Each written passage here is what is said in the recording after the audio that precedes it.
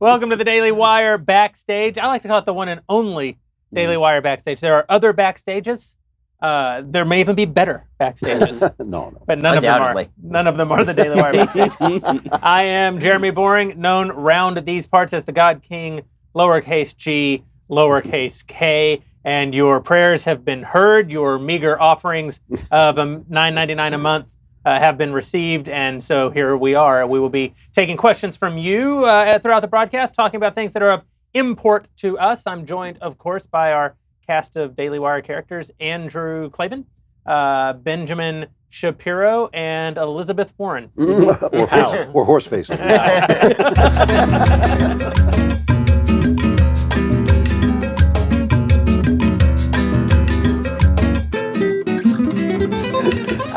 Michael, what are you drinking? That's your own drink, right? This is my own drink. I think I blew the joke. No, you're talking about that my own drink that I just made? Yeah, what do you call it? Oh, this drink, well, I call it the Elizabeth Warren. It's 1 part water and 1,023 parts scotch. So, it's mostly water, I think, huh?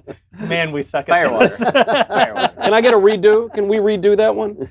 So far, we're off to a stellar start here. This is going to be our best one. I'm leaving. I got things to do. Here to class up the joint, we have Alicia Krause, who will be taking questions from those who give us their offerings. I gotta say, Alicia, I can try, but that's a really tough ask of me to try to class up you guys. But the subscribers can help me out by submitting their questions. How do you do that, you may wonder? You can log into dailywire.com and head over to the Daily Wire Backstage page to watch this live stream and just type those questions that you have for the guys into that Daily Wire chat box to have it read and answered by moi on the air. Who's moi? Me. Moi means me? Doesn't it? I don't know. Speak American. Man. Also, be sure to tune in on election night. That's on November 6th. And we'll be bringing you this exact same assortment of people. Riveting. And for some reason, we feel that the content will be superior to what you're going to hear tonight. You'll get our instant analysis of what it all means election night. And you might just be lucky enough to see Ben smoke a celebratory cigar if the Republicans keep both the House and the Senate. Emphasis on the might. Yeah, don't write checks my body can't get. That's not a thing. Also, if you want to see us live and in person, and who wouldn't, you can come down to Politicon. I'm not sure even I want to see it. That's what I said, yeah. Politicon's going on here in Los Angeles this weekend. All the Daily Wire guys plus Alicia will be speaking over the weekend. If you're in town, be sure to go on by politicon.com, pick up some tickets. You can use the promo code DW, and you know what you get for it? Nothing. That's true. That's absolutely true. There is a promo code. They get no discount. But we get credit for having pointed you that way. And you know what we get? Also nothing. We're in the same It's also nothing. This is poorly conceived, but we would love to see you there. It's going to be a great panel, and we'll be taking questions from the audience. And I promise it will be the most peculiar panel at Politicon. If you aren't able to make it in town, if you're not here local, be sure to tune in. Our subscribers will get exclusive access to video from our panel on Monday, and then sometime after that, we'll make it available to everyone else. But we like to prefer the people who give us their sweet money. Yeah, it's a funny thing about our business, which is that it's For profit, a business. Head on over to thedailywire.com, click subscribe. You can become a subscriber. You will have our appreciation. And that's all they put on the teleprompter. It's like So we from get nothing else the to next say. 88 minutes it's on. my favorite thing is after every episode when Jeremy approaches me and he says, "I'm going to do so much better next time." And then 25 seconds in, we're lies like, a well, dog, doesn't he? it was an idea. I mean, it's good to aspire to things. It is. It's good to have hope. I have Yeah, dreams. exactly. Exactly. Dreams. You can't make up the news cycle, and so anything like, what do you even talk about on this show? It's not for want of material. It's that there's, how do you filter it all out? But I feel that for the purposes of this show, which is not a topical news show, it's a conversation in which we try to make each other laugh or make each other think. Usually it's laughter. Yeah. I think that there's a fun intersection of two stories that happened this week that provide, I was going to say fertile ground, but I think happy hunting ground might be the better use of language. And that is the story of Horseface and the story of Pocahontas. At the intersection of these two things, we have the greatest moment in the history of American politics. It is true. I have to say, and I know this doesn't fit well with the Daily Wire ethos, but ever since Kavanaugh was confirmed, I have been in a state of political bliss. I have just been, because at every moment in history, there's something to dread. Every moment. But there's not always so much great stuff to celebrate. Right. And so what I see in this intersection is I see this wonderful transformation with Elizabeth Warren, with Pocahontas, that identity politics is actually on the run. And it's actually on the run because Trump has driven the left so crazy that they don't know what to throw at him next. It's like, I'm an Indian, she's a black guy, I don't know, we'll throw anything. Here's a woman, take a woman, by God, we get to stop this man. So they've gone insane, and they look insane. And on the other hand, you have Donald Trump, who is, he does have a kind of genius, it has now occurred to me, in forcing the press to cover what he wants them to cover. So you sit there and you go like, how can we have a president who slept with a porn star and now is calling her horseface on Twitter? On the other hand, now how the press... can you not have a president? Yeah, exactly. Forward, What did we do? What did we do up to now without a president? I mean, imagine how great Lincoln could have been. It could have been if he had only done... But it does force the press. The press now has to say, he's called her that after he won a court case, and they wouldn't do it. They would bury that story. I'm angry because I've been calling. I'm always angry, but this one I'm actually angry about. I really was desperate to get the White House to write Elizabeth Warren a $967 check, 1/1024th of $1 million, because that is what her Native Americanism is worth, apparently, because she was willing to capitalize on it, but now she wanted him to give $1 million based on her being Native American, which she obviously is not. Again, it's not that I'm loath to credit President Trump with this stuff. I just wonder if the identity politics movement was ready to eat its own. And you're right, the President Trump he has a unique capacity, like iron filings to a magnet, to draw or to flies to the zapper, to draw the media to him. And so him just saying Pocahontas over and over and over made Elizabeth Warren mad, which is kind of an astonishing thing, because Elizabeth Warren is not stupid. I mean, I know Elizabeth Warren. She's a professor at the law school I attended called Harvard. And she... Wait, you went to Harvard? It's amazing, right? So she was, a pretty good professor, apparently. I actually did a mock class with her when I went and visited. And she was very famous for her use of Socratic methods in the classroom, and she was always very lively. And so she was pretty well liked around campus. She was very much to the left even at the time. The first time I met her, she ripped on Rush Limbaugh. We were at the top of the W Hotel in Westwood. How many name drops can we get in one? Yeah, and then Elvis walked in and served us cocktails. That's true. She was trying to recruit everybody who's at this dinner, and she walks up to me, and she knew that I'd written a book at that point, and so she walked up and she said, "Oh, so you're a right winger?" And I said, "Yeah." And she said, "Well, do you you're one of those Rush Limbaugh people." I said, "Have you ever listened to Rush Limbaugh?" And she said, "No." Of course not. Yeah. Right. And I said, "Well, then you don't know what you're talking about, do you?" And so, always making friends and influencing people. But so she was like that always, but she was not stupid.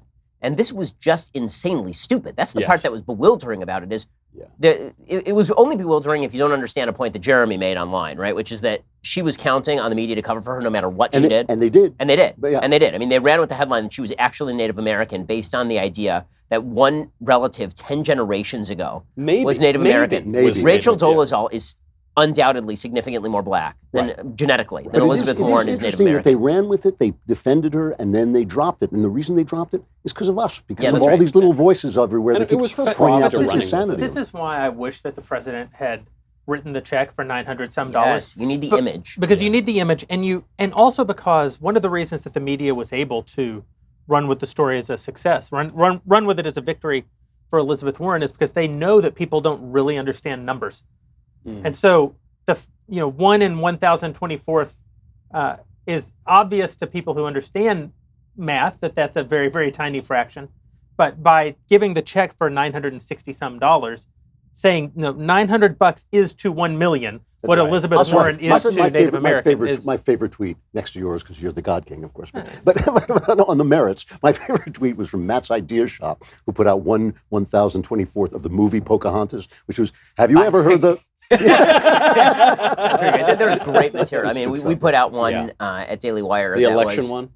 Well, the election one's fantastic. Elizabeth Warren won over 2020. By the way, that's a shirt. It's available right now if you go to the Daily Wire. I actually might have to buy it. I don't really buy our merch. I try to steal it from wardrobe. I'm going to have to buy that one. Yeah, that one's pretty solid. Also, I rarely ask for a specific meme, from our social media folks, but I ran in. I was late for the show, and everybody's trying to get me into the studio, and I literally ran down the hall the other way with them screaming at me, so I could go to the social media room and tell them that they needed to make a meme with the Lone Ranger as Trump, and Tonto as Elizabeth Warren, and Stormy Daniels as Silver.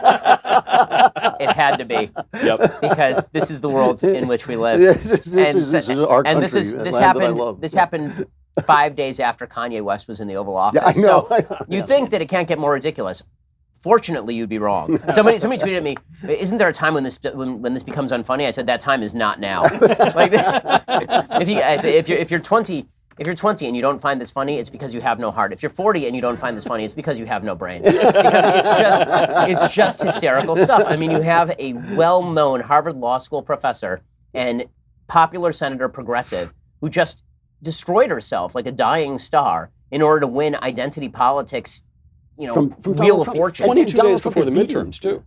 22. Right. Imagine the 22 Democrats are on the ropes going into that's right. Right? The Democrats At that moment, one of the whitest women in American politics in history chose to identify herself as an aggrieved minority to win intersectionality points in an election that doesn't happen for 2 years. Right. And this is one of the things that I've realized that's going to make the primary so delightful with the Democrats over the next 24 months, is that they think already, every single one of them, Avenatti, Elizabeth Warren, Kamala Harris, they all think that they're already running against Donald Trump, but they actually still have to face one another. That is going to be. And so Elizabeth Warren can think, well, the media will cover for me with Republicans with this outlandish claim. But Ben, you're the one who pointed out, yeah, but the other people who want to be nominated won't. Right, Kamala Harris will get on stage with her, and she will say, "How dare you? How dare you seize upon minority status in order?" Exactly. Right, tears of rage. I'll be honest. At this point, I'm totally rooting for entertainment value, so I desperately want Michael Avenatti to actually be the nominee. Yep. Did you see that video of him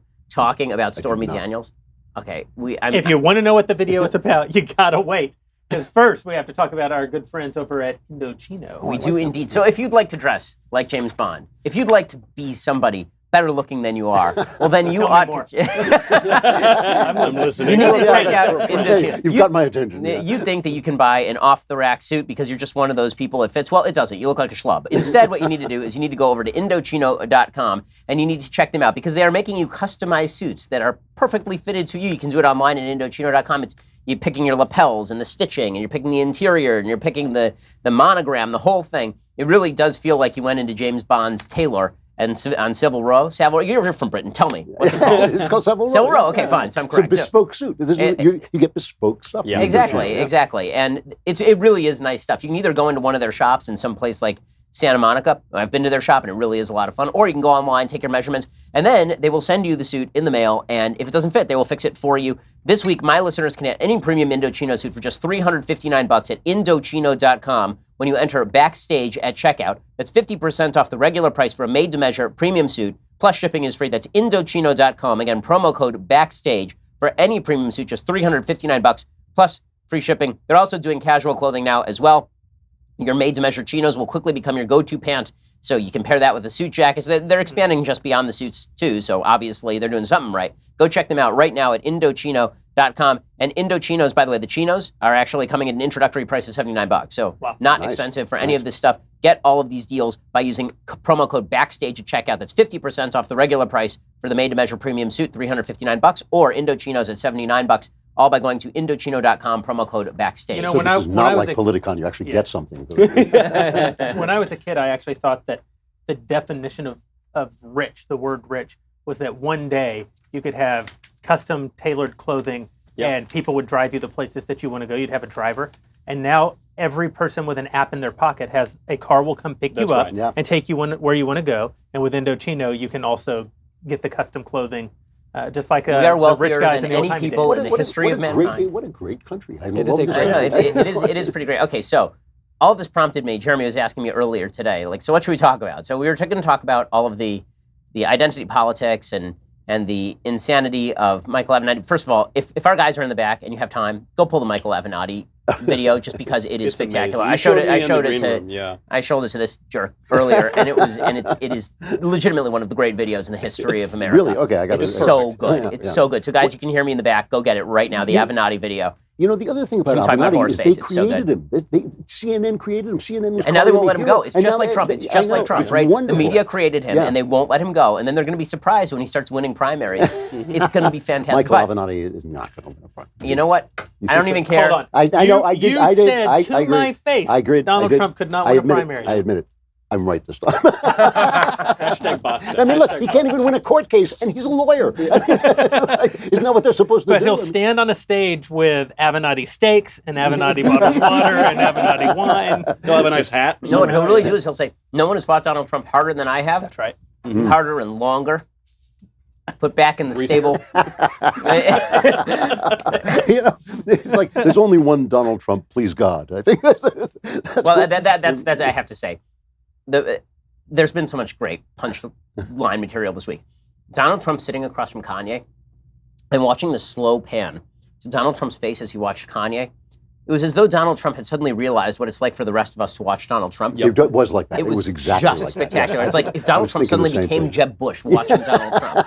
And you could just see the Curb Your Enthusiasm music playing in the background as Kanye West railed on about hydrogen-powered airplanes. And Trump was like, I don't even know why I'm here, but I'm not the richest person here or the most charismatic person here. I'm slightly fascinated, but also repelled. It was so It was great. exactly like when Bill Clinton took over Barack Obama's press conference. Yes, exactly. During his presidency. Exactly. It was so good. Okay, but what Jeremy was saying is, what should we talk about? So I said, you know what? Let's do some culture stuff. Okay. So, Jeremy, would you like to introduce the question of the day? You're my meat puppet, so I'm actually just forcing you to do it. The question of the day, brought to you by Indochino. Why not? They have no nothing idea. to do with it. The question of the day. Because we have Horseface, We have Horseface. and we have Elizabeth Warren, Native Pocahontas. American. Yeah. Hiawatha. Right. And so the obvious question is, what's your favorite Western? Good point. That's really Maybe good. this may be my favorite Western. Now I love Westerns. I love all Westerns. I mean, if it were Western, it would have to be called, right, Tiny and the Horseface. That was what I called my column this morning. It's just Tiny and Horseface sitting in a tree. A romance, yeah. I love Westerns. I mean, Yes. almost all Westerns. And it is really interesting that when the great Westerns were coming out, all the critics were sitting around going, it's really the French film that is brilliant. And then we go back and we see it was actually If you watch that French John stuff, by the Ford. way, it's garbage. Intolerable. It's unwatchable. garbage. I know. went back one And- summer and I was like, I'm going to watch these French films everybody said was so good. And then you go back I and watched watch that a and I film. wanted to just die. You go back and watch Stagecoach. It's one of the most beautifully shot, perfectly composed films ever. But the movie that I think stands out for me as the Western of Westerns, the Western that says what Western said, is High Noon. Yeah. And the reason is it says to you, in the wilderness, what the Western is about, same thing that the chivalric stories are about. It's about that moment in history when men can be men for the good. So in other words, you can commit acts of violence and aggression for the good. You're basically building the world in which women will build the civilization. You're clearing the ground in which women will come in and build families and build homes. And that's a wonderful moment for men because they get to shoot each other and kill each other. And it's, but you're the good It's all guy, in good fun, right? It's all in good fun. And this is the moment when you find out why. It is because left on their own in a wilderness, people are savages, except for the guy who's not. Except for the one guy who says, I stand for this, I represent this, I will walk down this road against, was it 4 guys who come after him? And I will walk by. And he is surrounded by values that simply will not work, no matter how good they sound, including the Quaker pacifism of Grace Kelly. If I would buy pacifism from anybody, it would be Grace Kelly, truly the first woman I ever loved, Grace Kelly. And she's a pacifist, and it's just about the fact that no, that's not going to do it. What was the deal, by the way, in Hollywood? There was this real strain. What's that? And just another restraining order for her. well, there was this real strain in Hollywood of movies, and there's another one with Gary Cooper, I think, where he plays a Quaker.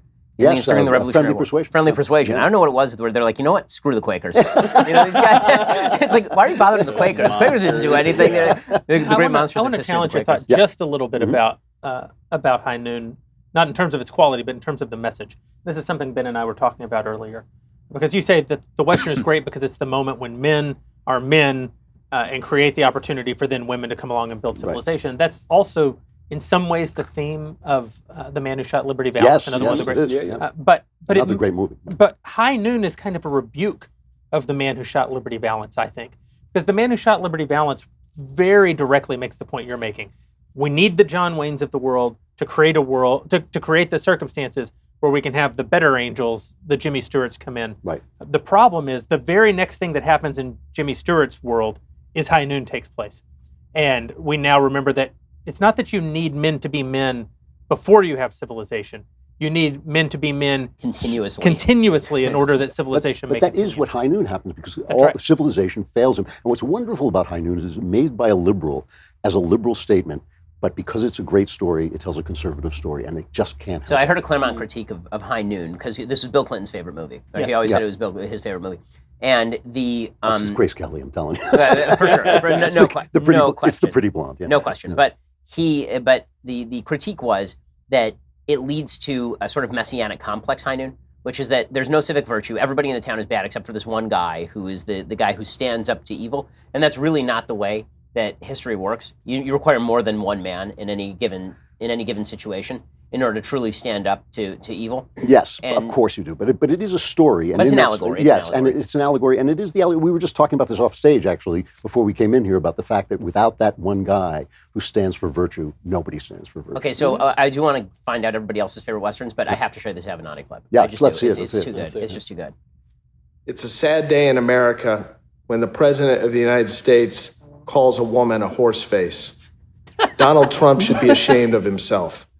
I don't care if you're on the right, the left, or the center. No man should call a woman a horse face, especially the President of the United States. I have 2 daughters. I think it's a disgrace.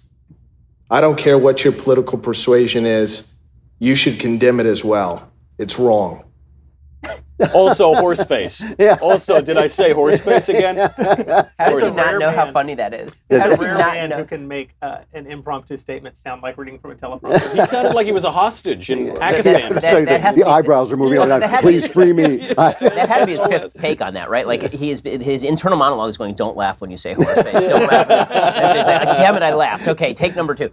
Okay, so When did the principle happen that this woman, this porn star, who sleeps with a guy of her own free will, For money. blackmails him, Is a takes victim? the money, and then doesn't agree to the deal? When did she become a hero? You know, I'm not when saying radical any- feminism. No, okay. Yeah. That's seriously, that's all it is. Yeah. It's like, she doesn't like Trump. She happens to be a woman. That's all. Do you think it's a pun? I instantly thought A it lot was of a people pun. said that. No, Horse it face, isn't a horse pun. face. No, He's very stop good at these attributing nicknames. genius where... He's a genius at the nicknames. You can't say he's not. He's not a genius at the nicknames when he uses the same rotation of 5 nicknames. This one was new and exciting, but with that said, No, I think he he's calling obviously. a horse. Crooked Stormy. Listen, She's not low energy, I'm that's for sure. I'm not saying that it's impossible, because it's possible that he actually would try to spell horse face. That is actually possible.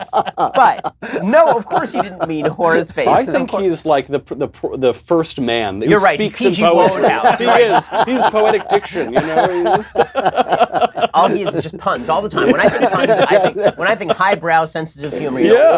Every word British he uses style, actually has 6 court- meanings that all work together in the same way. It's That's amazing. exactly. Yeah, I mean, yeah. if there's anybody who's a king of solipsisms, His it speech is. is like a white jigsaw He's puzzle. not as cunning linguist though as horse face. Places we should not This is go really or should not. yeah. Wow. I can't It's only a stay matter here. of I'm a time. This Christian show has man. collapsed in on itself. In any I case, know. speaking of collapsing in on yourself, Knowles. No, yeah. You know, what's your look, favorite Western? You picked the best Westerns. I also like. I was saying I watched Searchers the other day, Mm-hmm. and the thing with that, I love all of these movies, but the millennial attention span has been reduced to nothing. Yes. To that of a fly. So when I watch it with my friends or whomever, they fall asleep within like 3 seconds, and I'm really into it. I'm like a product of Nick at Night and came out smoking a cigar. But I will then offer as one of the a great Western in its own right, the superhero movie Logan. Because it translates the Western That's right. into a living form, and it made that form, which is terrible, much better. It's true. It's also a massive cop out. It's a massive cop out. Well, no, I mean, the you actually- real there has answer to be is a man High wearing a Noon. cowboy hat, like realistically. I mean, it has No, to. but it is saying No, that of this course, is it's a modern carrying Western, on but Shane modern and, Western. Come on. Okay, but I do like that it's a living form, though. You know, it Yeah. takes this form that I love so much, and it translates it into a way that even millennials with zero attention okay, span. but by that stance, Taken is basically a Western. Yeah. No, that's not true. He's actually making the statement. The filmmaker is actually making the statement because it is all about Shane and about translating Shane into the modern world. Logan is a gunfighter. And it's saying that Shane is famously a Christ story, and it's saying this is the way we translate this story down the ages, and now we're doing it again. I wish they weren't doing it in those stupid costumes Shane's a and Christ flying story? around. Yeah. Shane is a Christ story. We're going to sail right past that? Or Shane is a Christ story. He descends into the valley, he saves the valley, and off he goes, and he dies. And it wasn't just about a cowboy? No, come back, Shane. No, sorry. The New Testament's about a cowboy. I'm talking about the book, by the way. Oh, okay, fine. Because Alan Ladd. Which, by the way. You recommended the book to me, and it's terrific. The book is one of the great American novels. It really is. Like 70 pages long. It's so good. It's so good. It really is. It really is terrific. What I love about Shane, though, is that Alan Ladd is really short. Right. And there's one scene where he jumps off his horse and disappears. He spends the rest of it standing on a box, but not that scene. So, since the days of the Western, the United States Postal Service. I'm not good at that. Okay, yeah, that's Stamps.com. This is Wells Fargo. No. Okay, so Stamps.com. Because there aren't stagecoaches anymore. There is no Pony Express. What do you have? Well, what we do have is the capacity to get all of the great services of the post office directly from your desk. All you have to do is log on to Stamps.com. You love the post office. Everybody loves the post office, but you don't necessarily love getting in your car to go to the post office. And that's why you should be sitting at your desk. You can even weigh the packages right before you, and then you can determine the proper postage for them. All you have to do is just click, print, mail, and you're done. And it's all available 24 hours a day, 7 days a week. So it's not like you have to wait until the next morning to figure out what the postage is on your package. You put it in the outgoing mail, and it's ready to go. Takes time off your table, money off the table. You really don't have to worry as much about all of this. We use it at Daily Wire offices all the time, Stamps.com. I've used it personally as well. You're going to want to go check it out. There's a 4-week trial available right now at Stamps.com. When you use promo code Shapiro, it includes postage and a digital scale.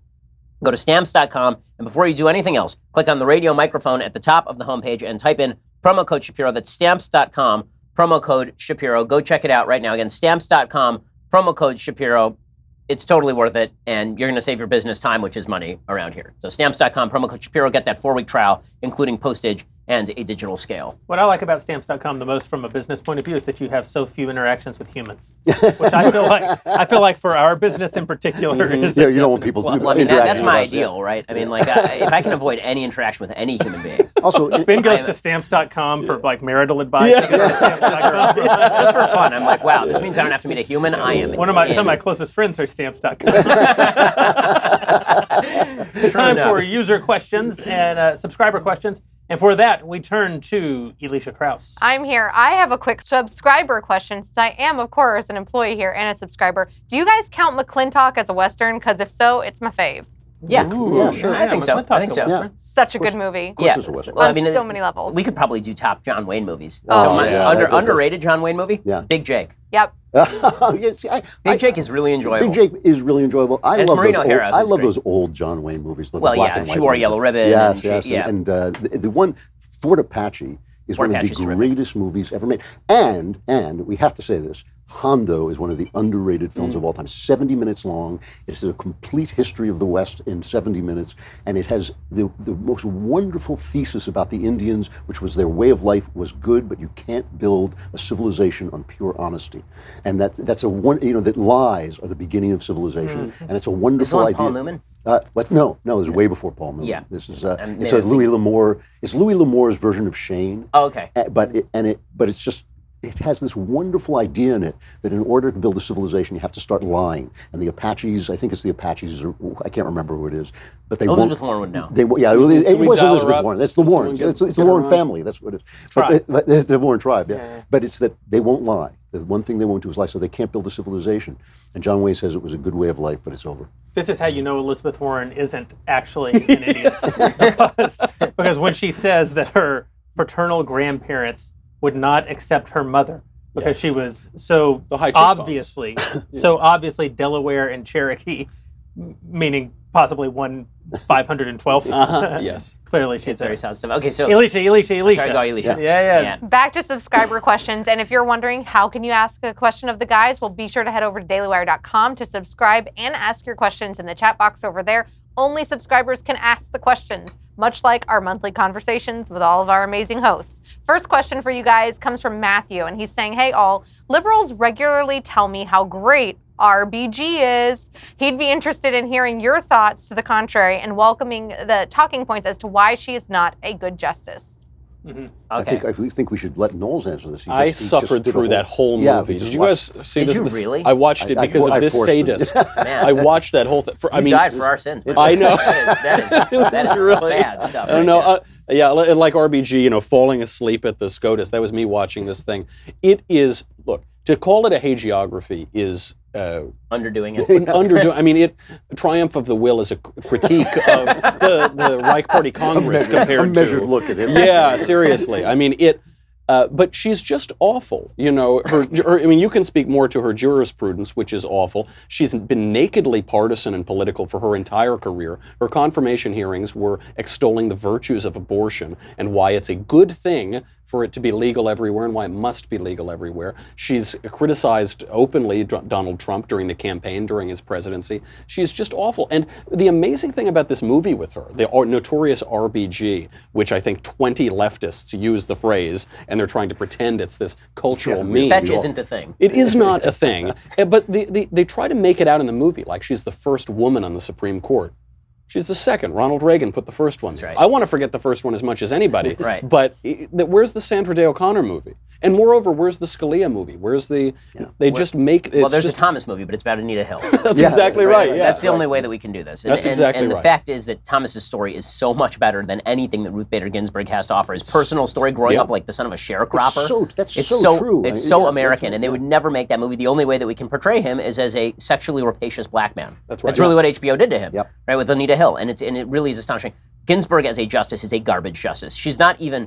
She doesn't even make an attempt to relate her political leanings to the Constitution of the United States or to the law at issue. She has a unique capacity to simply ignore whatever constitutional provision is in front of her in order to achieve the desired result. She is the perfect, the platonic example of legal realism. She has a certain end that she seeks. She's honest about it. She's almost honest about it. What was her history? She was over at Now, right? She was the in-house counsel at Now, Wow. and they took the. That's ridiculous. That is legitimately the equivalent of the Republicans nominating the in-house counsel over at the NRA to be a Supreme Court justice. They did this with no questions asked, and Republicans basically went along with it because Republicans are fools. Orrin Hatch loved her. He said, I respect you, Judge. I respect you. Well, that's when we got the Ginsburg rule, right? Which is that you're allowed to avoid any serious question about your future jurisprudence simply by saying, I won't answer that because I don't have all the facts at my disposal, or I won't answer any future case based on what's in front of me, which was the result of Borking, which the Democrats also did. So we haven't had an honest answer in a judicial confirmation hearing in the last 35 years since Robert Bork. It should be said that we now have 3 examples, Bork, Clarence Thomas, and Kavanaugh, of this attempt to destroy the life of a man who simply is a constitutional originalist, whereas we have nothing compare remotely to that. The same. Even with Ruth Bader Ginsburg, right? And she won. Their biggest complaint is that 96-3, I think. Their biggest complaint is that Republicans wouldn't vote on Merrick Garland because he would have been voted down by a Republican Senate. Right. That is their biggest complaint. But we didn't destroy Merrick Garland's life. Not at all. We all thought, okay, Merrick Garland seems like a nice guy. He doesn't have the votes. And they brought in this liberal justice to replace Antonin Scalia, where every time a liberal judge goes out, we got to replace. No, we have to replace that with like. Yeah, it's absurd. So I don't know very much about legal thingies.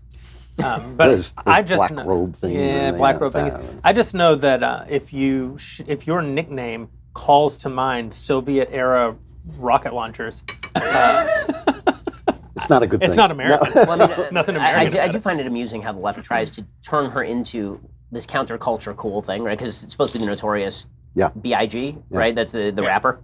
Did I get that right? Wow, good for me. But trying to turn an 88-year-old woman. Because she's in her late 80s now. She's 86, late 180s. Yeah, and trying to turn her into like the hot new thing and the exemplar. My favorite thing is when they put out that picture of her doing the plank. I thought if she's in that position for the next 3 months, check on her. You know? My favorite, did you see the actual video? The video was some guy at BuzzFeed who went and worked out with her, and then he's like, I can't even do the workout routine Ruth Bader Ginsburg can do. It's like, well, if you can, then you should go check with your doctor, because you're a 35-year-old man. You're a 35-year-old man. If you cannot do what an 86-year-old woman can do. She's throwing those little tiny... in the movie, they have her doing, and they have this super fit trainer. Doing shake weights and stuff. The trainer, he says, she's amazing. She's like a cyborg. They say, she's doing real push-ups. You look at the push-ups. Look, I mean, the woman's 100 years old. She can whatever. She's going a quarter of an inch down. I mean, there is barely any movement. It is indistinguishable from rigor mortis. And they're saying she's doing real push-ups. I mean, it's just like, it does remind me exactly of the Terminator in the Terminator movie. That's what pops to mind. Okay, so I have to say, I didn't get to do my favorite Western. We're coming back to these Westerns, but we're still answering questions. Oh, we're still doing questions? Fine, do more questions, Benjamin fine. Shapiro. Gosh, Ben. People paid $10 a month. Yeah. To have their questions answered by They us. don't want to hear about your favorite Western. They want to know, what does Andrew Klavan think?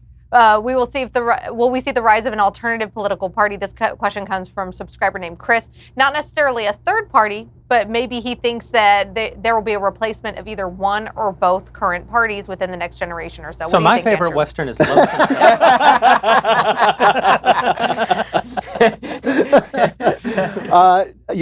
I think that the Democrat Party is in genuine trouble. And I think that if they're not in trouble, we're in trouble, because they have seriously lost the story of America. We are no longer dealing with two parties with different visions of America. We are dealing with one party with various visions of America and one party with visions of an entirely different kind of country. When I say different, I mean older, the old-fashioned idea of centralized governance without individual liberty. It is not the American story. It's not the American experiment. So my personal opinion, since most things are not that dramatic, most of history is not that dramatic, I suspect that the Democratic Party is going to move back toward the center at some point if they lose enough. On the other hand, anything can happen. I don't know what the future is, but my guess would be, if I had to put down some money, I would say the Democratic Party is going to have to reform itself or really put itself permanently out of power. I do not think we're going to turn into Venezuela. Yeah, I disagree. I mean, I don't think there's going to be. I don't think there'll be any third parties, but I think that we've already watched a certain level of capture of the Republican Party, first by the Tea Party and then by Trump. And I think you've watched an internal capture of the Democratic Party by the intersectional identity politics wing of the Democratic Party, and that will continue happening because whoever is the most extreme, loudest voice in the room has certain advantages. Right? There's this. Nicholas Nassim Taleb has this theory. I think it's called reorientation, but basically the idea is that it's not that hard to get a large group of people to assume an extreme viewpoint. All you have to do is start with one person who's very loud. So if you have a member of your family who's a vegetarian, and there are 4 members of your family, and your wife's cooking dinner because it's a traditional family, and she decides that night, what dinner am I going to cook? Is she going to cook 2 dinners? Is she going to cook meat for everybody else and vegetarian for the daughter, or is she just going to cook vegetarian for everybody? She cooks vegetarian for everybody just to avoid the blowback and the extra work. That family now goes to a party. And they say, well, we have to do vegetarian for our daughter. Right. Now the entire party is doing vegetarian to do that. And you're seeing that with, I think, the loudest element of each party, the most intransigent, I think would be the best way to put it. The most intransigent element of each party is going to be what drives the future of each party. And so you're going to see the parties continue to radicalize. I don't think that's true, because I think that one of the things about conservatism that we keep forgetting that just happens to be good luck for us is it works.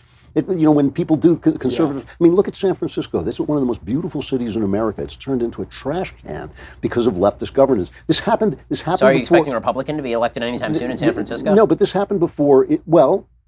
This happened in the 70s. What is happening to San Francisco and Chicago now happened in the 70s to New York. And New York, you would have sat there and said, are you going to tell me that New York would elect a conservative Republican? And that's exactly what it did. But there were Rockefeller Republicans who were being elected in New York even at the time. I mean, Mayor John Lindsay was a Republican. Yeah, but he became a Democrat, though, in office. Yeah, that's true. But there was at least a record of somebody in the recent historical past having voted for a person with an arm. The concern is that if you look at places like Detroit, which fall into true ruin after generation after generation of radical Democrat rule, you don't see any sort of self-correction take place at the end of that. Because the thing that the Democrat Party has that we lack is that they can break things and then say that the only solution is more of what broke it. Yeah, but that works for a while, but it doesn't always work. Look, this is a possible future. You're absolutely right. It's a possible future, but it's also truly a possible future that suddenly, guys like Chuck Schumer, he's not a radical. He's a.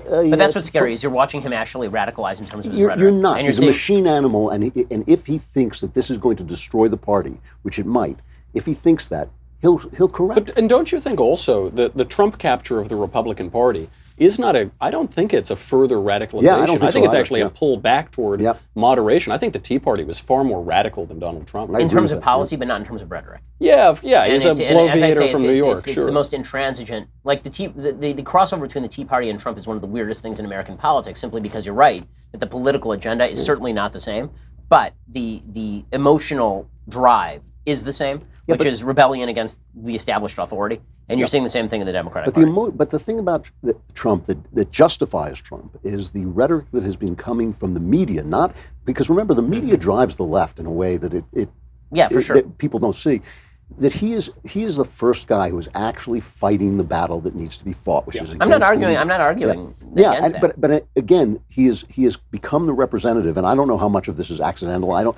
Here's a place where I would agree with you that I don't think it's Trump's genius that's driving him. I think Trump has been cornered into good governance in some ways. But he has been cornered. He gets credit for it. It doesn't matter. He has been cornered into good governance, and the people who will follow him anywhere are following him to good governance, which is actually a wonderful thing. I mean, I know that I'm blissed out since Kavanaugh, but this is really a wonderful moment. Weirdly, I've been blissed out since Gorsuch. I don't know. But this is different because the effort that went into they did not do to Gorsuch what they did, and the fact. I'm blissed out for now too. Yeah. But we're 3 weeks from an election. Exactly. So I know. We'll be back here to discuss. But let's not lose the 3 weeks. Well, I agree that this is much different than Gorsuch because Gorsuch was evidence that Trump could do things better than we might have feared that he would do. What makes Kavanaugh so much more encouraging, I actually think it may be a worse pick from Trump. It might be. That's right. But it's a better action from the concerted right. That's what That's exactly what I'm talking about. It took the Senate. It took bravery across the board. It took Lindsey Graham 2.0. When you say Lindsey Graham is a hero, you go like, wait, I'm sorry, what? Yeah, exactly. Lindsey Graham 2.0. It's the best thing that ever happened. It's the best software ever. It had to do with McCain-Dine. It had to have. Yeah, because Lindsey Graham actually is Jimmy Stewart from The Man Who Shot Liberty Valance. You have to watch that movie a long time before you get to the part where you go, man, Jimmy Stewart. All right. This is the most radical hot take I've ever heard on The Man Who Shot Liberty Valance. Yeah, really. Lindsey Graham. Bravo Company Manufacturing. Second Amendment's important to all of us. That you can't have a Western without the Second Amendment, man. Well, when the founders crafted the Constitution, the first thing they did was make sacred our right to bear arms. And you know how strongly we all believe in the right to bear arms. I'm a gun owner. Who else in the room is a gun owner? Hands up. All right, bearing arms as we speak. And owning a rifle is an awesome responsibility. Building rifles is no different, which is why Bravo Company Manufacturing was started in a garage by a Marine vet more than 2 decades ago to build a professional-grade product that meets combat standards. BCM believes the same level of protection should be provided to every American, regardless of whether they're a private citizen or a professional. BCM is not a sporting arms company. They design, engineer, and manufacturing life-saving equipment. That is the goal of the gun. That's the purpose of the Second Amendment. It's not so you can shoot animals. It is that you can preserve your life and assume that each rifle leaving their shop will be used in a life or death situation by a responsible citizen. Every component of a BCM rifle is hand-assembled, tested by Americans to a life-saving standard. To learn more about Bravo Company Manufacturing, head on over to BravoCompanyMFG.com. You can discover more about their products, special offers, and upcoming news. That's BravoCompanyMFG.com. And if you need more convincing, more information, find out more about them over at YouTube.com/BravoCompanyUSA. That's YouTube.com/BravoCompanyUSA. They work with the leading instructors of marksmanship from top levels of America's Special Ops Forces, from Marine Corps Force Reconnaissance to U.S. Army Special Ops Forces, who can teach the skills necessary to defend yourself, your family. They're just great. You're going to want to go check them out. They're people you want to be associated with. BravoCompanyMFG.com. Go check it out right now. One of the things I love about Bravo Company and some of our other sponsors who we get to do ads for sometimes, like Black Rifle Coffee or some of these guys, these veteran-founded businesses. Oh, yeah, that's awesome. Are one of the great things that's happened, I think, in the last 20 years. I mean, it's not like veterans haven't been starting companies in America all along, but I think we have this fresh wave of it going on right now, and they make great products. They make I mean, that's the most. Well, because they depend on products like right. Yes, exactly. They actually have to sell things. There are consequences to failure. But you know, this is one of the things in the arts. One of the things that you see is arts die when they become super intellectual, or when they're dying, they become super intellectual. And the interesting thing in America is because of all the great technology and because of the individual innovation, the arts are always kind of slipping into something else. It's like, oh, you want to put up stupid paintings on your wall? We'll invent video games and we'll do art that you've never seen before that you can walk right into. And that's happening with these internet businesses too. I mean, these guys, it's just as they thought they were going to regulate us into death, suddenly this whole system of building businesses has popped up. It's great. So, question about The Western. Oh, I know, I'm well, obsessed yeah, with this. I'm no, obsessed the with this Western because is I find big, no big. because okay, story. My son, politically incorrect story. So my son is 2.5 years old. Oh, And of course, that's the politically incorrect. Is you assigned a gender to Oh, you. wait, it gets worse. So my son is 2.5 years old, and he's got an older sister, and she leaves her slippers and her stuff around everywhere. So she left like these princess shoes around. And my son walked over because he's a little kid, and he put on the princess shoes. And I said, "No, you're not putting on the princess shoes. You're a boy." I know, I'm a monster. You're a monster. History's It's like, greatest monster. I can't sit in this room I any know. longer. And he started to fuss, and he started to get upset because they're cute and they're shiny and whatever. So he puts them back on. I said, no, we're not doing that. And so I said, here's what we're doing. We get in the car, we go over to the Western Outfitters over here on Van Nuys, and we go in, and we got him some cowboy boots and a cowboy hat. And What a great dad. I love this guy. He loves it. I knew I liked something about him. I couldn't figure out what it was. He loves it. It's his favorite thing. He's walking around going, Cowboy Gabriel. It's the cutest thing in the world. If I put on ladies' shoes, will you buy me a cowboy? Yeah, exactly. I kind of want a cowboy hat. I mean, there's nothing I can do to fire you, so I suppose yes. I mean, but Against my better instincts, I suppose I'll buy you a yeah, cowboy. exactly. But it's yeah. I mean, but this is one of the things about Westerns that is great. Is there is this idea, this embedded idea. It's one of the reasons the Western is kind of dying now. There's an embedded idea of gender roles that is politically wildly incorrect in Westerns. And what's funny about that is that the women in Westerns are typically a lot stronger than the women that you see in a movie nowadays, right? You know, Alicia You was talking mentioned about High Noon. I mean, there's a woman who, a Quaker, who walks out and shoots somebody. Yes, and to death. McClintock, his description of Marina O'Hara and what she did and how she helped build the West, and then he's talking to some modern woman like this is what a woman is, So yeah. And it's Actually, I want to. It's interesting in the Bible because obviously feminists hate the Bible because they hate God.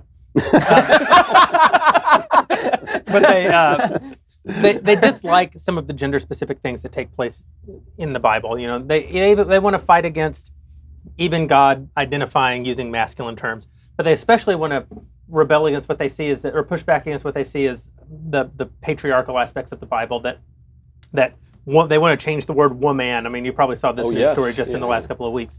Because they don't want man to be in, right?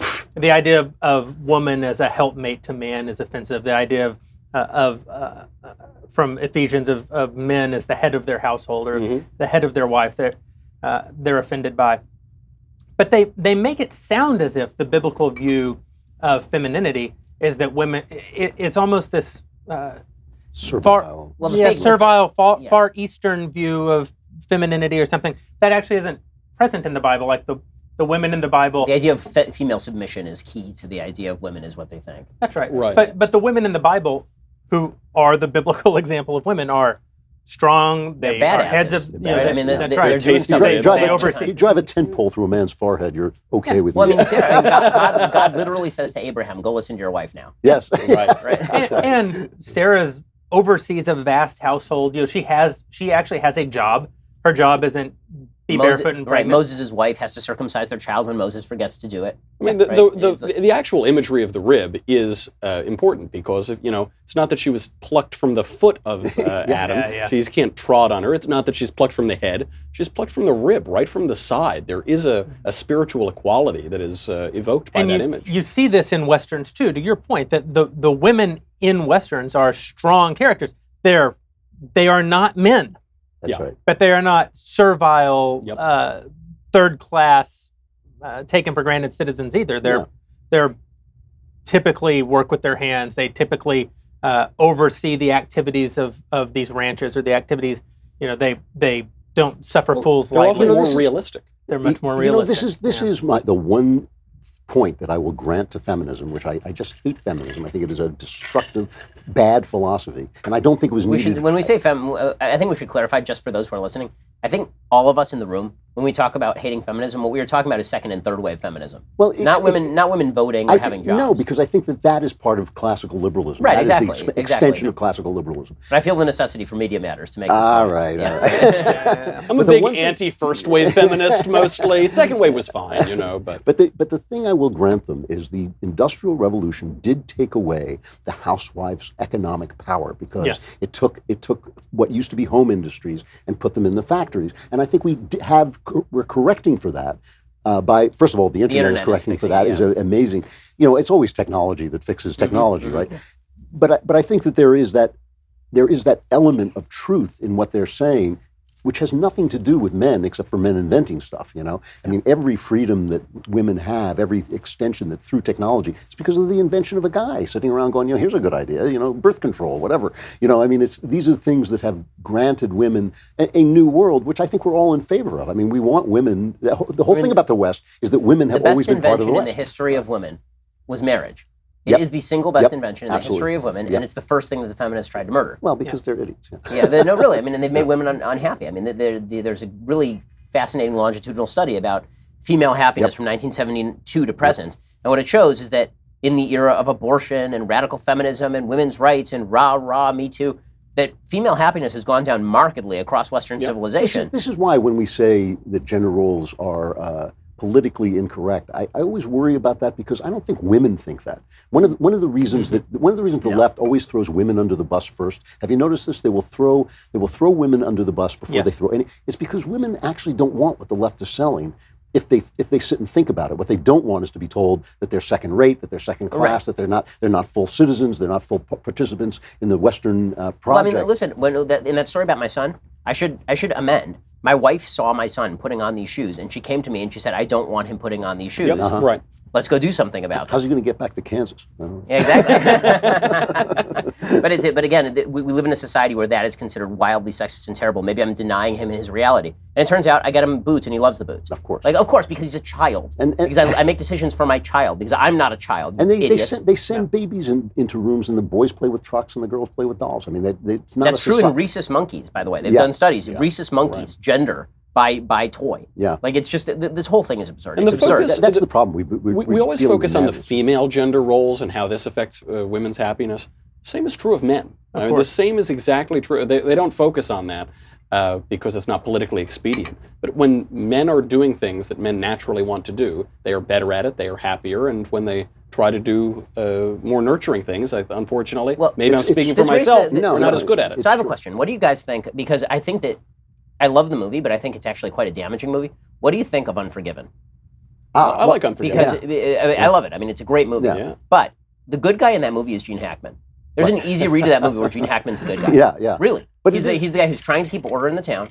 He's the guy who says, I'm not going to execute somebody for what is a non-executable crime. Right? He's the one he spends the entire film building his house, right? It's supposed to be metaphorical. Right. And then here comes this guy in from the plains who's basically a career criminal and killer, who comes and shoots him to death because life is meaningless. Well, it is a postmodern commentary on the Western. There's no question. And that line in that where he says to Gene Hackman says, "I don't deserve this," and he says, "Desert has nothing to do with it. Deserving has nothing to do with it."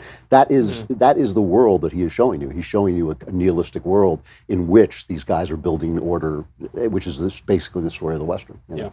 But it's the counter story of the Western. It's the counter story of the Western. Because the real truth of what America was. This is why I love Western so much, and I think this is why conservatives love Western so much. It's not just because we like guns and hats and all the fancy tricks. Although all this stuff is fantastic. I mean, I was going to say, it's not just slough off the guns and hats, man. You know? No, if you like guns and you like gunfights, Tombstone is the best Western. But Tombstone is just great. You haven't told us your favorite Western. You keep getting interrupted.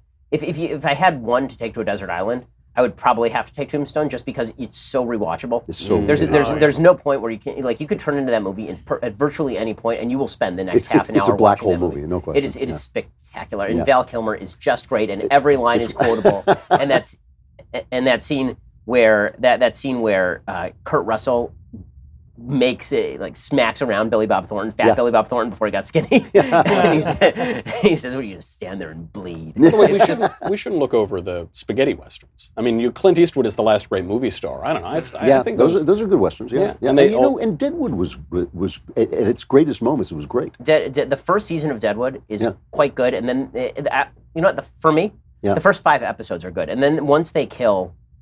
Spoiler alert from 15 years ago. Here we go. But once they kill Wild Bill, gets killed. It totally falls apart for me once they kill Wild Bill. To me, it's a hit and miss show. But like every 4th episode is one of the best TV episodes ever. But it is like the guy when I read that book, Difficult Men, about the people who created this thing. And he was this kind of wild man, the guy who created it. And he would show up on set and he would have a great idea and then he'd disappear and have a bad idea. And the show plays like that. And every now and again, you'll be sitting there and go like, it's a show of moments. There are times when there are moments. It's also a show of characters. It has some of the best acting in almost every role. Like guys who will come on and do 3 episodes, and you can't believe the performance that they give.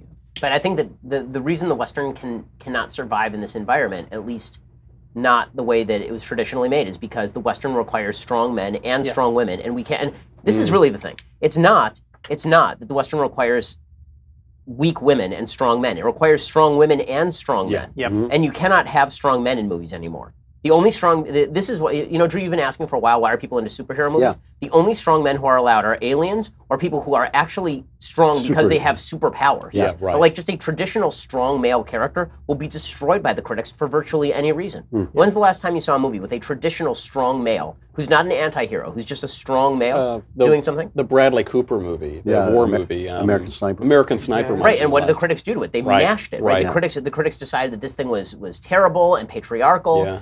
Patriotic, I think, was the thing I hated about it. But all of that goes together, right? But there is something. Well, there is something else about the Western that I think is a non-malign reason for its kind of fading from the scene, which is that at some point in the history of my life, right, at some point the focus of art, especially popular art, turned from the past to the future. It used to be that all heroes were fighting the Nazis in Westerns. It was America's past. This is where we came from. But there is this moment that happens, especially with computers, where everything is modernizing so fast that really people are thinking about what happens next. In the 70s, right? I mean, it was right around like the end of the spaghetti Western. That's kind really is but true. I think it's different. I think what we're I don't think that we're fighting the future. Even future movies are about fighting the present. I think that the reality of it is that the Western exists in a world where classical virtues, masculine virtues, still deserve to be defended and championed. And because, and I think we can all take a little bit of, our tribes are complicit in this. The Eastern Cherokee. Is that religious people, in particular Christians in this country over the last, 25 to 50 years, started this view of sin as masculine behaviors. Christians did. Okay. And they actually led us down a bad path as a society. They started to say, being a good Christian is being quiet in church, not fidgeting with the flyer, not staring at your shoes. Women became, in public schools, women disproportionately are teachers over men, and they started taking this view of male behavior as needing to be disciplined or even medicated out of existence. And it's not that masculinity became worse. Masculinity, if anything, probably became better with time. But it's just that women became the standard the standard setters for what they're going to accept. And they didn't want to accept in either a religious setting or in a public setting masculine behaviors. There's that story, you all covered it. The story of the woman, the 70-year-old professor who told her husband that she screamed at him. I hate you. I want you to die. That was an amazing story. But the more interesting part of that story to me is something that she says, that wasn't in a raised voice. And she said, not in the entire history of the feminist movement have men self-selected into a group to defeat the teasing and the bullying behaviors of men.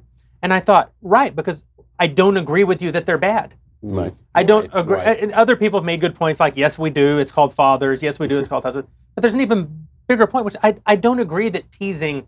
That's how men talk to each other. That's how men talk to each other. Yeah. I don't agree that every form of bullying is equal. I don't agree that men toughen each other up. Yeah. And I don't agree that is in every instance a negative. But because it isn't feminine, right. It's not a value held by women. And because the church ceded its responsibility, and then parents ceded their responsibility to the state, and these female virtues became the only virtues, now she actually can't believe that men aren't trying to destroy men. I think there is something, though, about this, and this goes back to the Western.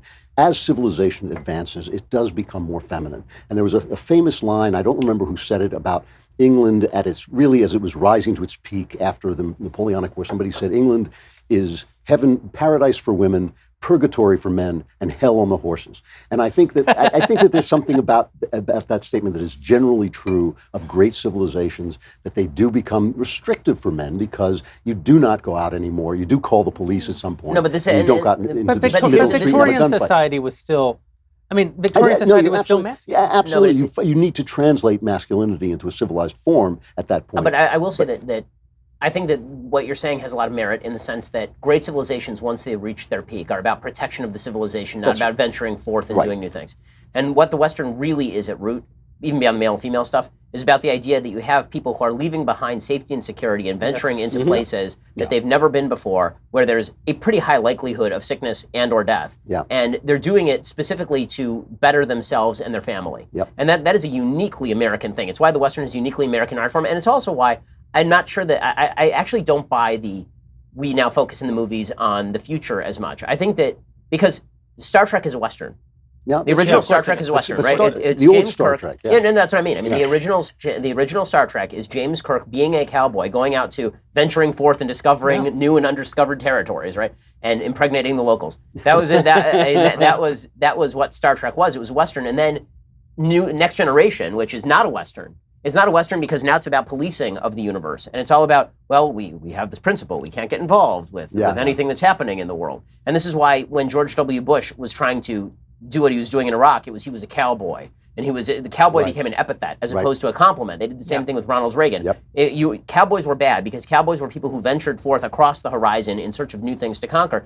And I think we've lost the cowboy mentality. We were talking about this in terms of economics and work, because one of the great debates right now is sort of what do you do about the fact that the economy is bifurcating in terms of sort of more intellectually driven jobs and less intellectually driven jobs, and maybe technology is killing some of the lower earning jobs.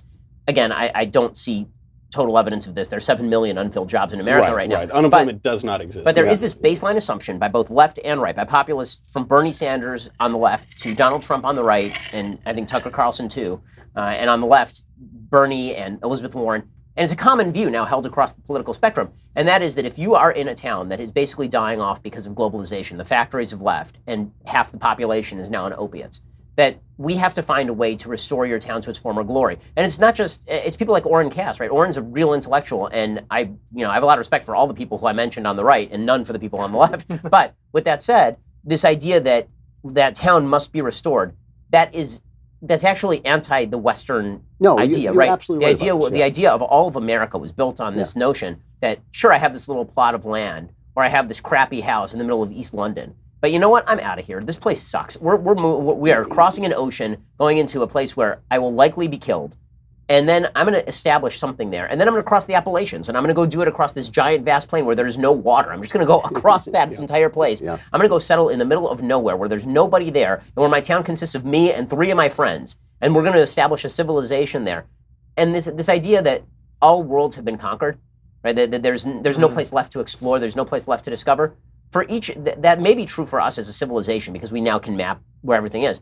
It is not true for any individual on planet Earth. You have not discovered anything. And there's a famous book written in the 60s, I think, a work of literary criticism called The Virgin Land, which starts to chart out the effect of running out of wilderness. And this is why for decades I have been a big supporter of going back into space, because I think that the human race has always lived by expansion, and it's going to continue to live by expansion. I do not believe that story is over. I believe that space is the next frontier, that Captain Kirk was right. I agree, but the point that I'm making is that maybe as a civilization we need to go to space just to keep that kind of bone in our body. But as an individual, you can be a cowboy just by picking up from your little town and moving to a town in North Dakota and getting a fracking job. People move a lot less now.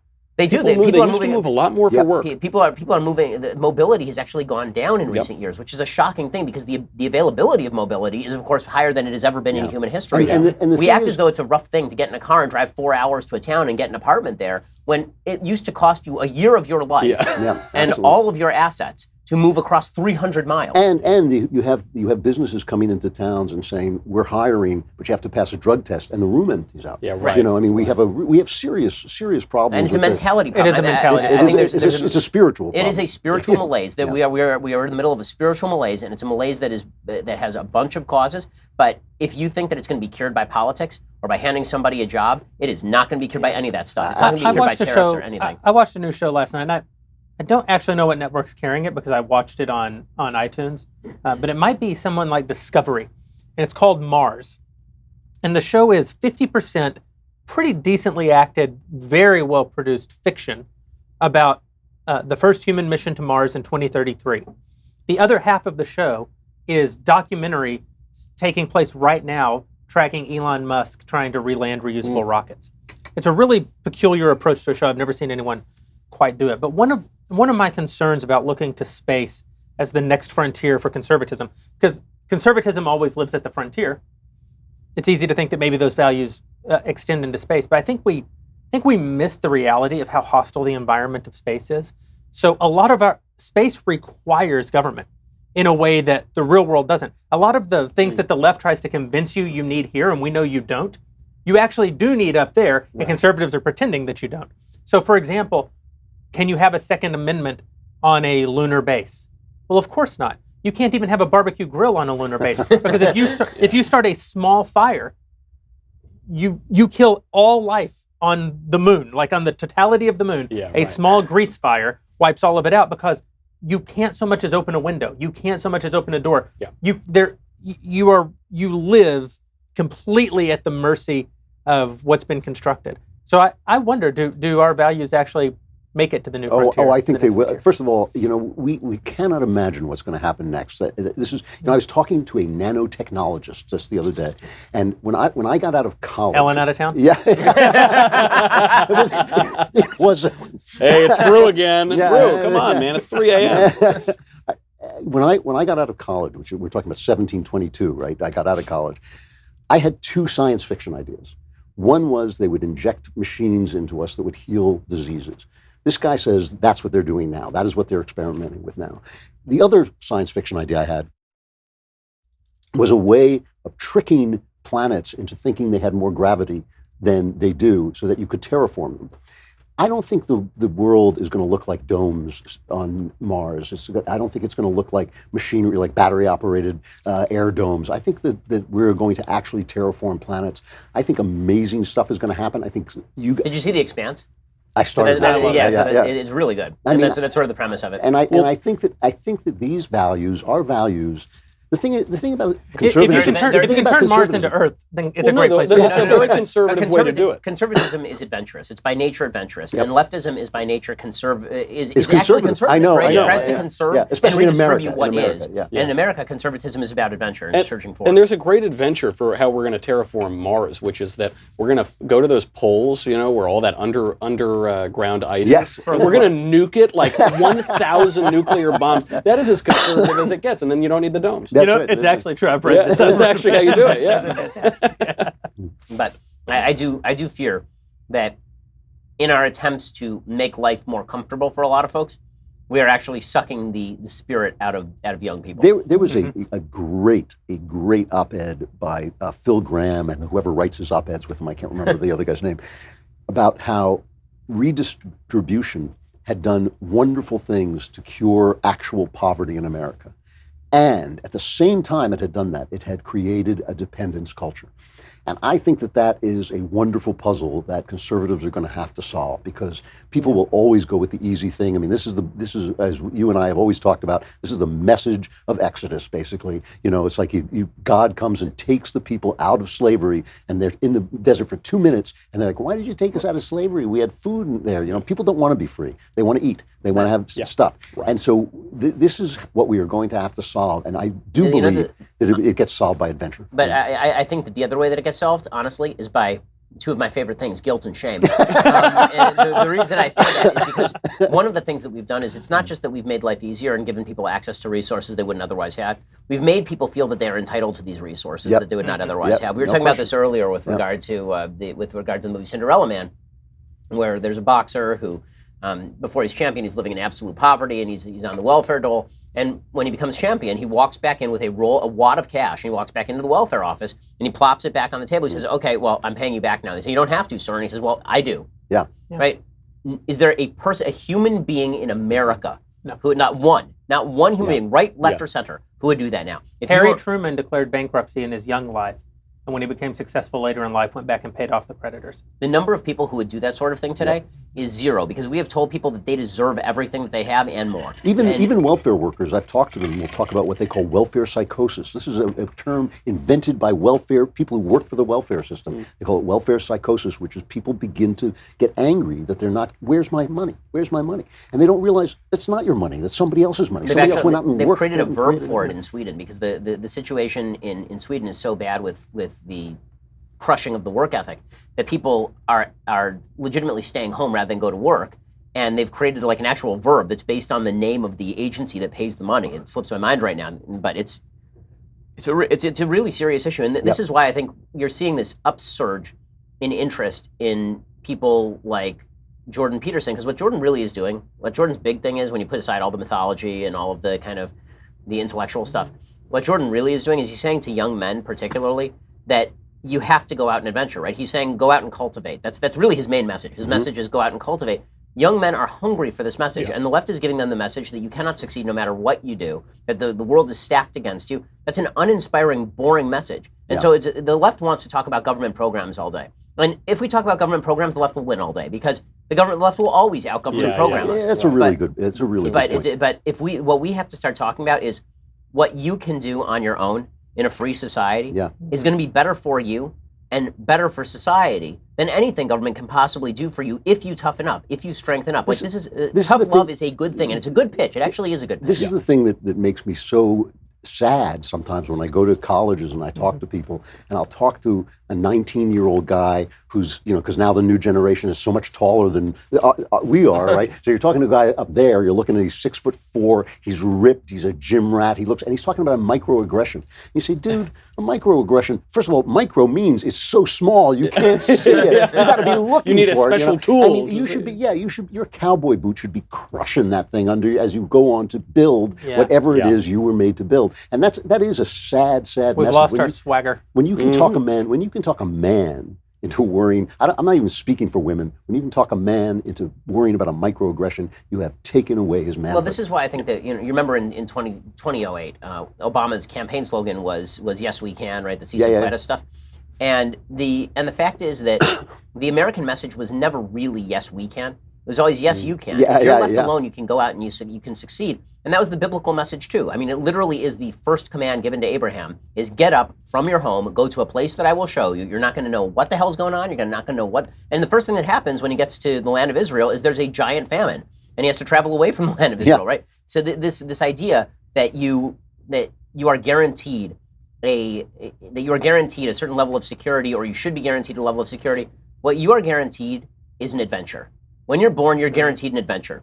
And it is a choose your own adventure. You get to determine which direction this adventure is going to go. And that can be really scary. It can also be deeply inspiring, which is why, again, I think that the ideals of the Western, if you were to pick one era of American manhood that matters, and you were to say, this is my image of America, like, we all have the same images of America from Iwo Jima and our soldiers and all that, but the image of the American to me is still a cowboy on horseback who's wandering off into the unexplored vistas, trying to bring civilization to a place that doesn't have it. And what the hell's wrong with that? Why isn't that a great pitch? Why isn't that a pitch we can make to people? Are we just so secure and we're so attached to the comfort food and so attached to our things and so attached to not moving anywhere? Well, I think historically what happened, and it's a good thing, and it speaks so well of our country, that there was a coming to conscience about how we had treated black people in this country. Well, no question. And there was a uprising of shame, an uprising of self-awareness, and we said, now this has got to change. And that was a moment where the left got in a lot of good stuff, and so they won't let it die. And the thing is, it's gone. You can live your entire life and never face racism except in a personal way. You might meet a racist. You might meet somebody who hates you. So what? I mean anti-Semites on a fairly regular basis. I meet people who hate me all the. Exactly. And has it broken him? No. Look, I had a conversation with the only mentor I've ever had in life where I said to him, I never really came up against any anti-Semitism in my life until I was older and met a couple of but I never really met. And he said, well, didn't you come across the WASP who looked down on you? And I cracked up and I said, if I did, I wouldn't have noticed. I would not have noticed some clown looking down at me. What the hell was he thinking? Well, this is the difference between, the left said we need to extend the opportunities of America and the wealth of America and the benefits of America to wider and wider groups, and that's true. But what they didn't say is we need to extend the adventure of America to these groups. We said because they were deprived of that adventure. Because they were deprived of that adventure, we're not going to grant that opportunity to adventure. Instead, we are going to grant just the benefits. I'm going to grant the opportunity to adventure to some of our actual subscribers. Oh, yes.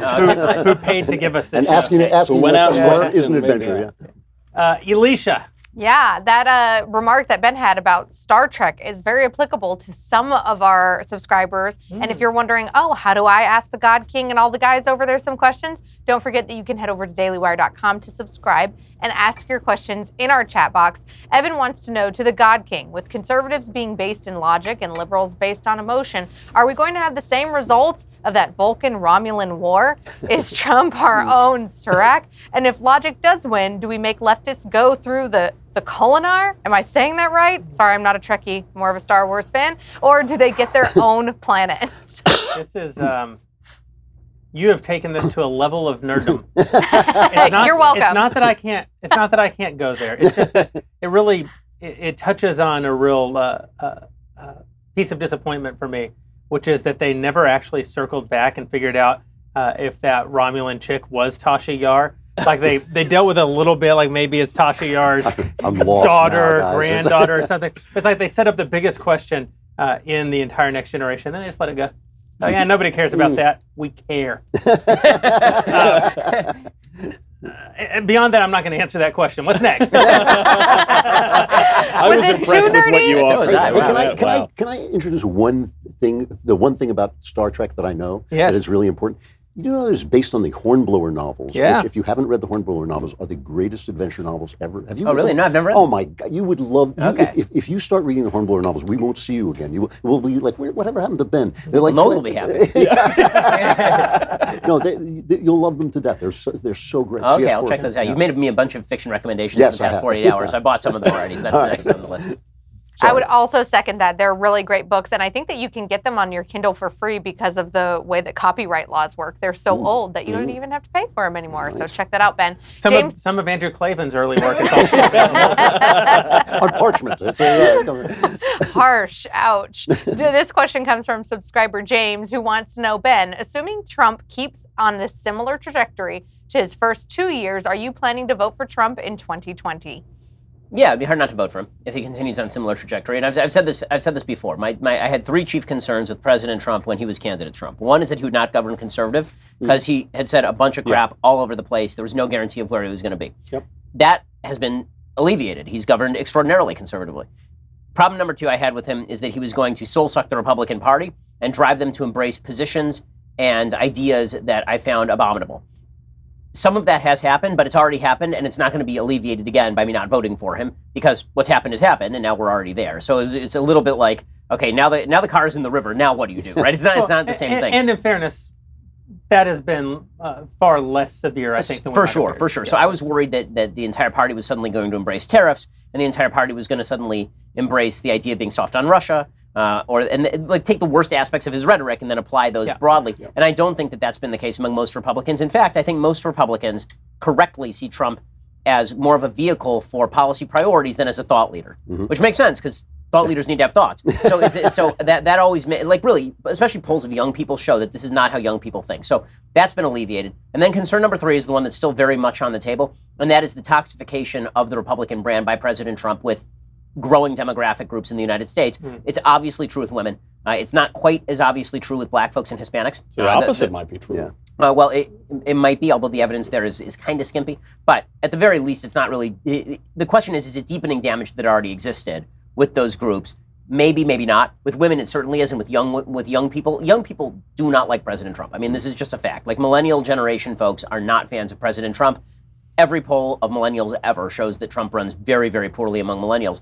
Again, the question is the damage already done? And the answer there is kind of yes. I mean, he's president of the United States. If I withhold my vote, I don't understand how that's actually changing that, especially when I'm standing out here critiquing all the same stuff that other millennials are critiquing, right? I'm sitting here saying it's actually bad when he says that women are horse faces. It's kind of bad when guys shtup porn stars while they're married. It's gross and yucky. And I've said before, he treats women like garbage because he does treat women like garbage. Like, we all know this. This is not a big shock. But is any of that, so the calculus has changed. I'm always happy to change my actions based on the evidence that has changed, and several pieces of evidence has changed. His governance has changed, and there's a difference between him being a candidate and doing stuff and being president, and that stuff now being set in stone, and the ground itself has changed. The ground itself has shifted. So I'd be surprised. He'd have to do some more egregious stuff. for me to consider not voting for him And in 2020. just to answer your question, what do you do once the car is in the water? You go home and change your clothes to establish an alibi. Then 8 hours later, just to throw that in. Call. This question comes from Zachary. He wants to know, Michael, he's seriously considering converting to Catholicism, and he's currently a Southern Baptist. It sounds like he probably wants to dance and drink. That's why he's considering. that was going to be my pitch. So. Was that my out loud voice? Sorry. He said that he's currently a Southern Baptist, and he has gotten a lot of pushback from his family. Do you have any advice about how he should deal with this? Well, you can only believe what you believe. You can't, I don't think that you should do it just for the booze and the cigar. You know, Chesterton said the Catholic Church is a thick steak, a glass of red wine, and a good cigar, which I was already there. I had two-thirds through that. I was and an Inquisition there. now. And an Inquisition every 9 or 10. So you can only do what you believe. I don't think that you should join a church for social aspects, and I don't think you should stay in a church because your family wants you to stay in that church. You have to believe what you believe. Obviously, I'm Catholic. I'm with the Catholic Church. I believe in Catholic theology, absolutely. How you doing, Pope Francis? There. Well, it's important. With a It's important, to demonstrate when the Pope is fallible, so that we know that he's only infallible sometimes. So I think you should do that. I've read a lot of different Christian theologians, Protestants, evangelical theologians, a lot of Catholics. I fell down on the Catholic side. I think you should follow that. The one recommendation I will make, if you do want to become a Catholic, is because the Catholic Church has been around forever, for 2,000 years, they have a resource called Catholic Answers, and they answer like every single question you could they say, what should I have for breakfast on Tuesday morning? It will be there. And I encourage you to do it. You know what side that I fell down on, but I wouldn't just do it for a social reason, and I wouldn't stay in a church for a social reason. Now, Jeremy, why shouldn't this person become a Catholic? Because he'll burn him at the stake, I think. Is it? Well, the religion of the God King is a complicated matter. It's a complicated bit of theology. Yeah. Why should they not become a Catholic? Yeah, this is good. As the Jew, I like if you're gonna have like internecine warfare, like just want to kill each other. I'm sitting over here. Right. I Let them fight. largely agree with what Michael just said, especially the part about you have to believe what you believe. A person can't.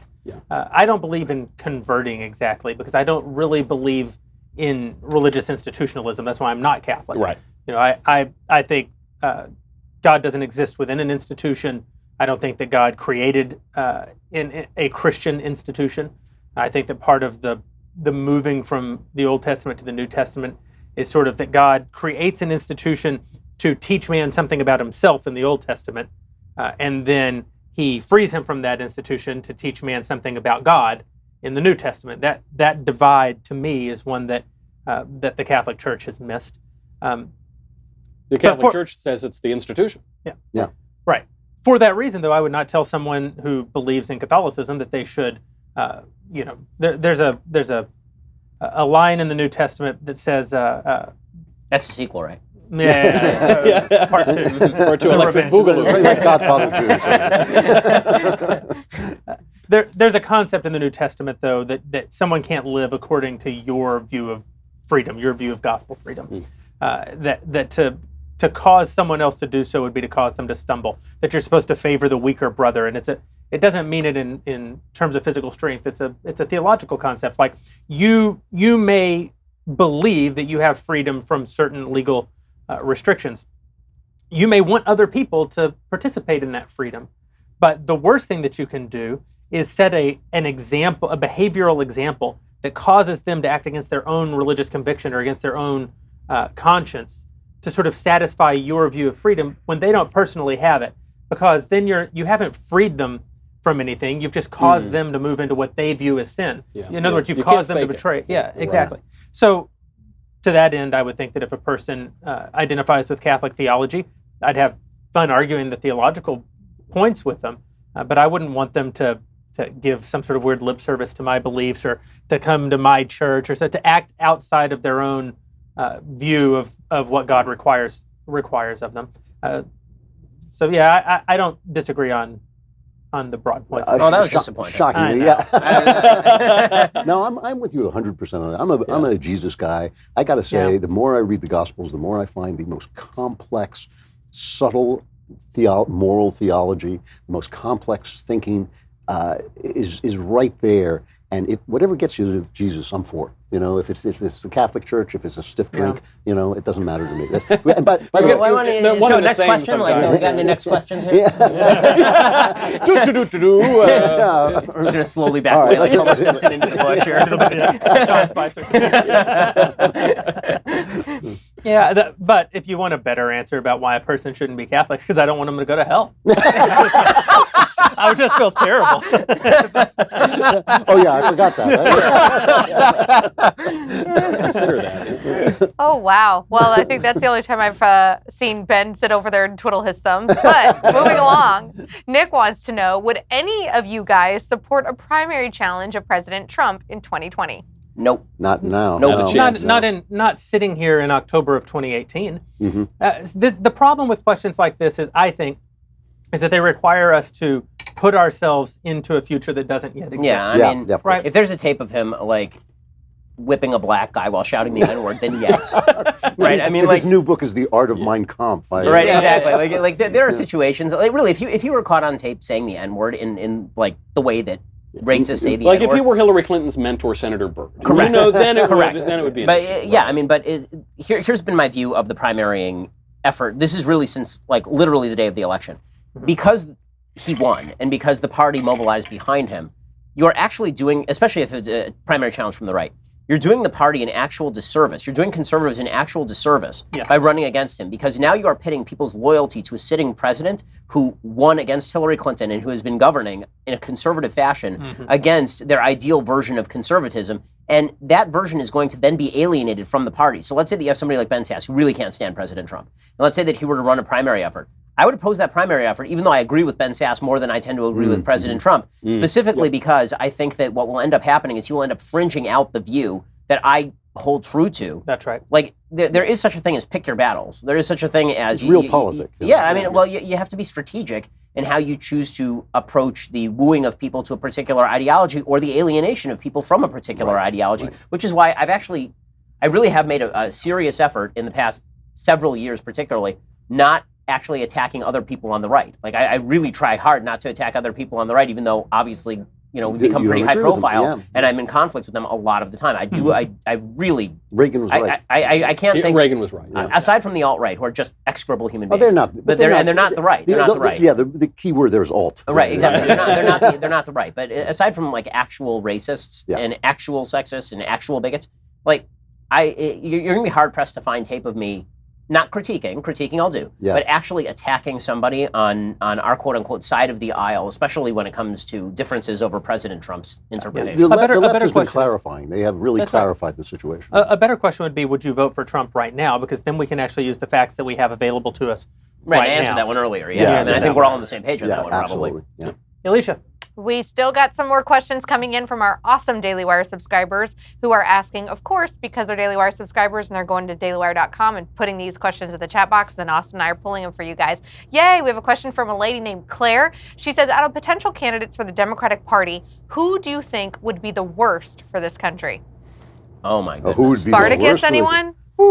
Spartacus. Yeah. Do you prefer Spartacus was the worst for Spartacus. Exactly. Boy, there's so much to choose from. We're spoiled for choice. I mean, I do think any of them have now. Certainly, people like Elizabeth Warren have been so radicalized. What they're actually talking about is so bad and so anti-American. And I hate to use that phrase because that was in the old days. That was what the right would fling at anybody who didn't, who had any kind of liberalizing ideas at all. But they have actually become anti-American. If the American idea is to preserve the individual rights to life, liberty, and the pursuit of happiness, they are no longer on that page. They have devolved. I was just reading, in psychology, the idea of the individual is the rare idea. It is in most societies, it is groupthink. That is what the left. It is hilarious that they call themselves progressive when they are regressing from the one original idea people have had about politics. And just about all of them now ascribe to that. Although I will say, I think that Kamala Harris is more dangerous than Elizabeth Warren. Why? And the reason that I say that is because Elizabeth Warren obviously cannot play the identity politics card in the same way that Kamala Harris can. What are you talking about? She's an engine. I know. But I think one of the things that honestly, the worst thing about President Obama was not even his governance, which was just piss poor. It was the fact that he pitted ethnic groups against one another for political purposes. And Warren can't credibly do that. Bernie Sanders can't credibly do that. They can pursue bad economic policy, which is fixable, because bad economic policy tends to be somewhat self-correcting in the sense that it collapses and then you get Reagan. Right. But what cannot be fixed is the continuing racial and ethnic divide based on identity politics that is being promulgated by a certain wing of the Democratic Party, and that's being led by Cory Booker and Kamala Harris in that party. And Harris, I agree with you. Harris is the bigger danger because Booker is so cynical. He's a goof. He's also goofy. He's a ridiculous. goof. But you remember in 2012, he was defending Mitt Romney. He was defending Wall Street. He was the moderate guy. Then he realized his only path was to pivot and become hysterical Spartacus. What's amazing is that he actually, of all the candidates, he's the most like Hillary Clinton. He's so mechanical. That's exactly that you can actually see the gears turning every step of the way. Yeah. And that's what makes him so amusing, is when, like, he's the only person who would say out loud, "This is my Spartacus moment." Just for you reporters, the quiet place. He said the quiet thing out loud. Right, exactly. He's just reading from the teleprompter the stage directions. Cory Booker, exit stage right. But I think that Harris is the most dangerous person to be president. I'm not sure that she's the most dangerous candidate to beat Trump. I think that Trump could. Really?